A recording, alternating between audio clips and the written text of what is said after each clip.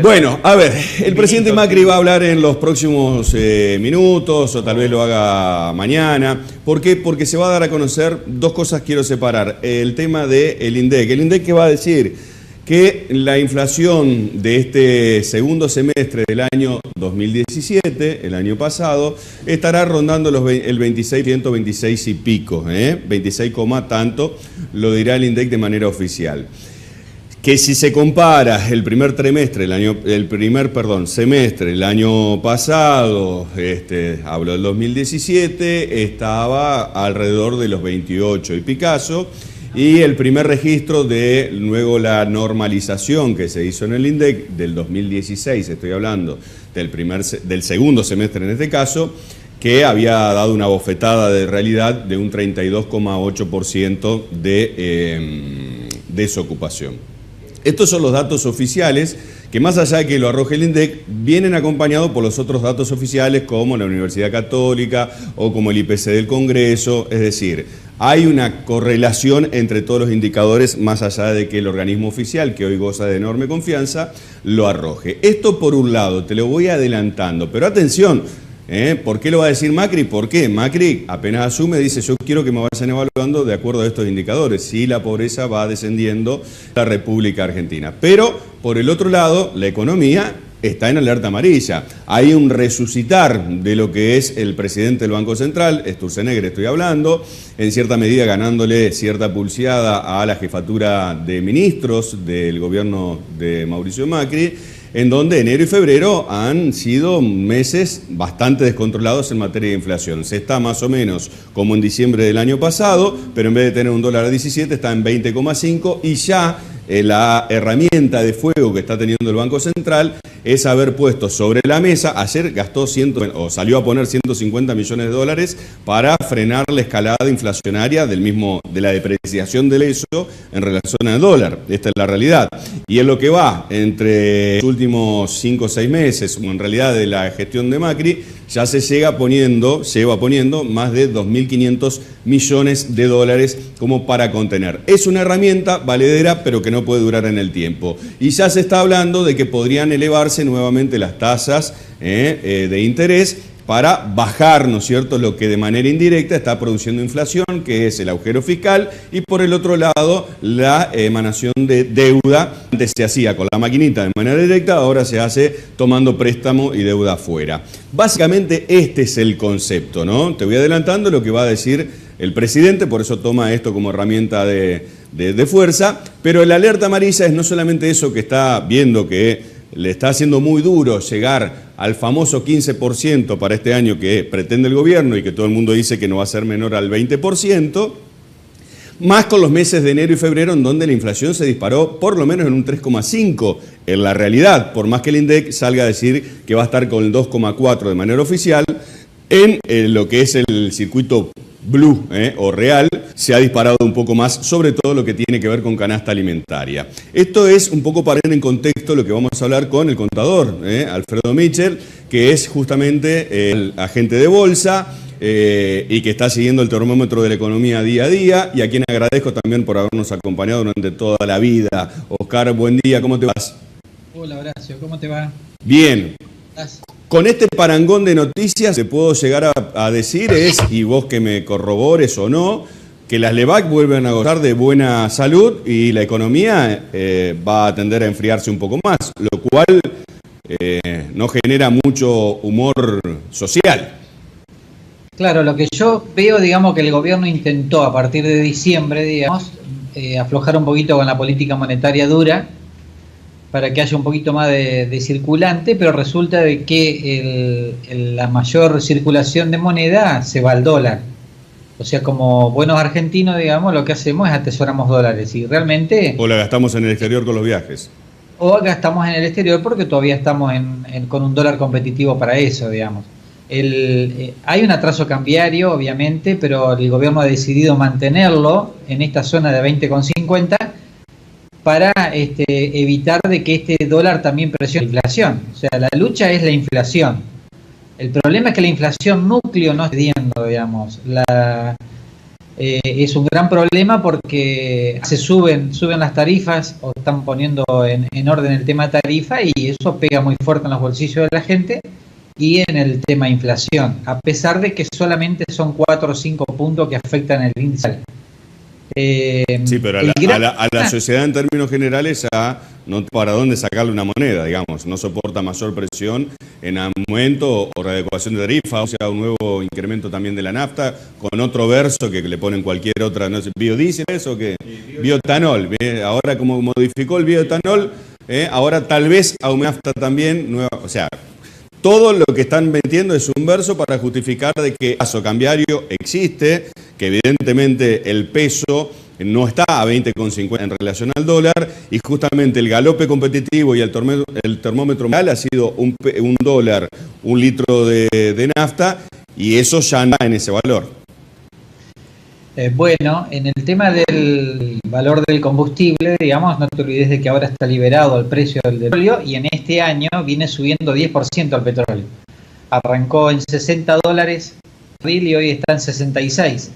Entonces ese 10% va directamente al costo de producción de las naftas. Obviamente que el aumento del combustible pega sobre el índice de inflación porque arrastra todo tipo de productos. El gran tema sigue siendo el déficit fiscal, digamos, que es un problemón para solucionar que no están logrando, digamos, en la velocidad que se requiere bajar el gasto del Estado. Ahora parece que va a salir un retiro voluntario, o sea, la idea es ir reduciendo la cantidad de personas en el Estado y las personas que estén realmente con capacidad para poder desarrollarse en la actividad privada, por ahí van a tomar esa decisión.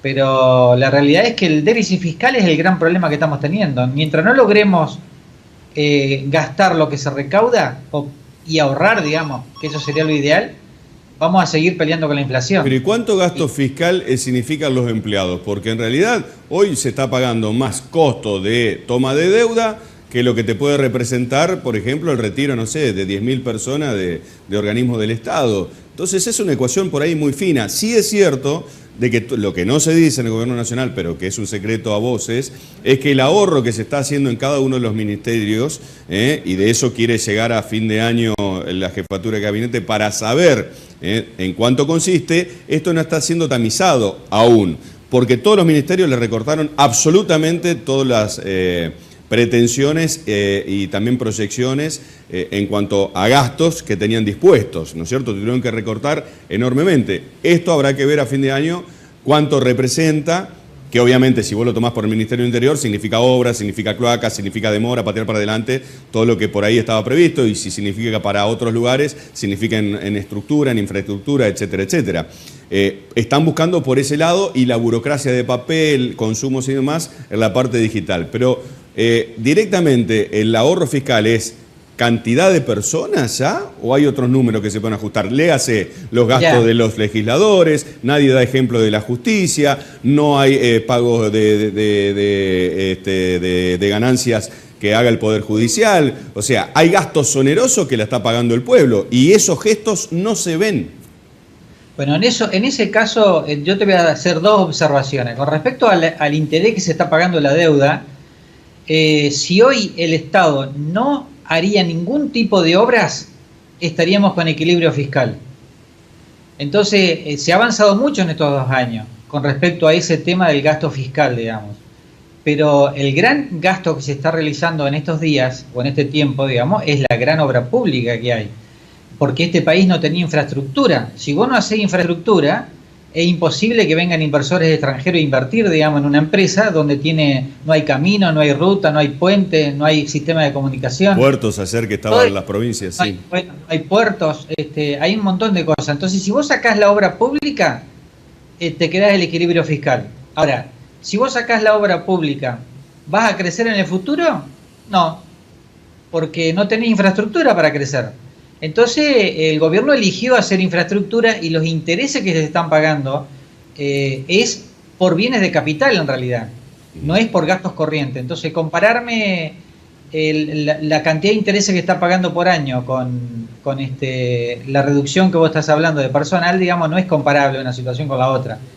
Con respecto a a que si solamente el gasto de personal es el problema. No es solamente el gasto de personal.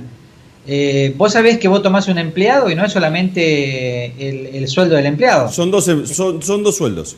Cada empleado son 2 sueldos. Es el lugar, es el tenerle las cosas disponibles en un baño. No, pero encargas solamente para el empleado, impuestos, Estado, sindicato y demás, cada sueldo son 2.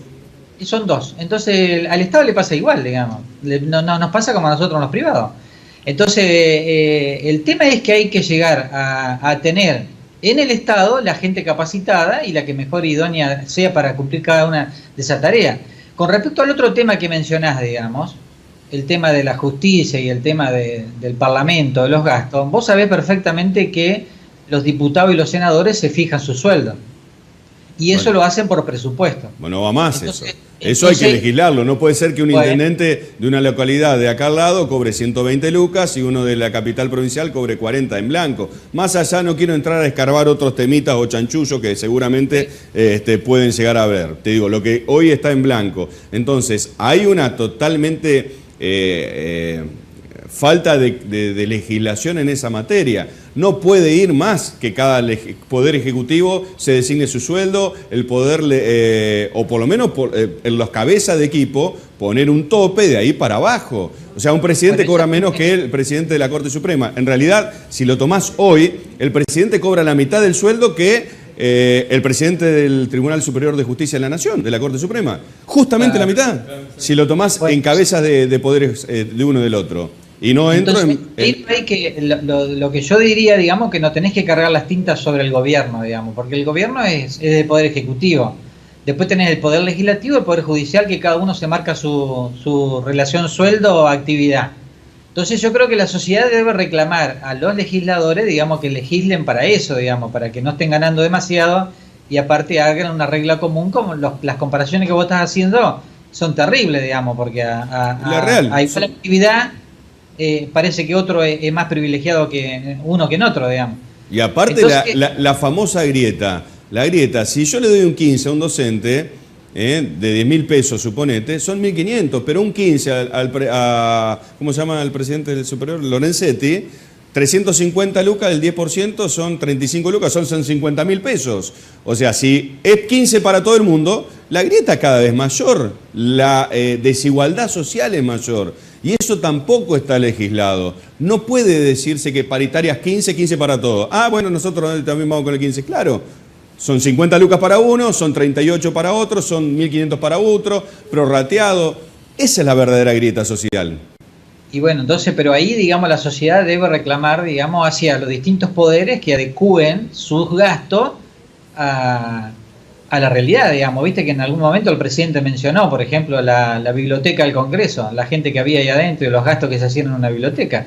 Bueno, yo creo que eso lleva tiempo y lleva, digamos, consenso de parte de la sociedad y de la parte de los legisladores de que tienen que ir en ese sentido. Viste que hay ahora mucho ruido sobre el tema del canje de los pasajes. Sí. Los pasajes le dan gratis a los legisladores, van y lo canjean por efectivo. Sí. Eso no se debería, digamos. Bueno, están en eso y hay mucho ruido sobre eso. En algún momento se va a modificar. Creo que la sociedad debe presionar hacia eso. Bien. Pero no cargarle las tintas sobre un gobierno, poder ejecutivo, que no puede hacer nada. Vos viste que inclusive con la justicia no puede hacer nada. No, tan así no es. Poder se puede. Que se hayan dormido es otra cosa. Yo creo que en esa... pues si no pueden hacer nada de eso, ¿qué nos queda a nosotros? ¿No, Oscar?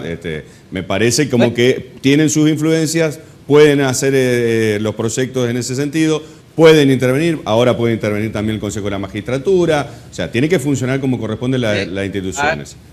Pero bueno, a vos no presentaste una declaración de IVA, tenés la comunicación de DGI mañana. ¿Querés que te cuente cómo vine a principio de año? Bueno, ¿querés que te cuente? Yo te cuento. No sos Cristóbal López, digamos. La última, Sturzenegger está analizando que pueden volver a subir las tasas. Vos a tus clientes hoy, a los que están operando en la bolsa, ¿qué le decís? ¿Inviertan en el LEVAC? Porque aparentemente vuelven a gozar de buena salud. Bueno, hasta ahora inclusive la tasa que hubo el mes pasado de 26,5 también fue bueno el LEVAC, digamos, y si llegan a levantar un poquito más la tasa es obviamente una inversión interesante en el corto plazo en pesos, siempre y cuando no se escape el dólar, porque en algún momento si vos te ponías a comparar diciembre a hoy, digamos, el que estaba en Levac perdió con respecto al dólar.